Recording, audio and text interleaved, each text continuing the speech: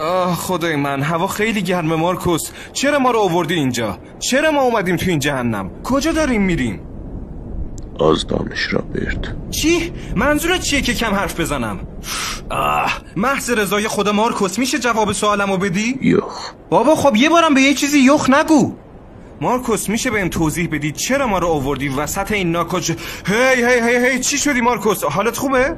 رابرت کمک. باشه اومدم. آی. هی مارکوس آروم باش، فقط بهم بگو مشکل چیه؟ فشارم افتاد رابرت. خدای من.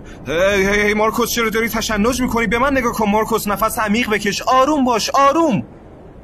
رابرت کمک. چی میخوای مارکوس؟ فقط بهم بگو که چی میخوای؟ چی حالتو بهتر میکنه؟ بگو تا برات فراهمش کنم. فقط ازت خواهش میکنم که خوب شو. چی میخوای مارکوس؟ بستنی دومینو. باشه قبوله. از این جهنم که رفتیم بیرون برات 10 تا بستنی دومینو میخرم با شیر کمتر به 1% که دوست داری. خوبه؟ هی آروم بلند شو. آروم. هی مارکوس مراقب باش. کجا داری میری؟ وای دادا. مارکوس. رابرت کمک. مراقب باش. ای وای. مارکوس. وای دادا. الان میام میگیرمت. رابرت.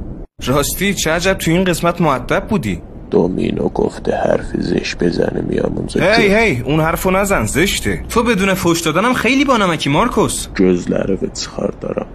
منظورم این بود. خیلی بیادبی رابرت.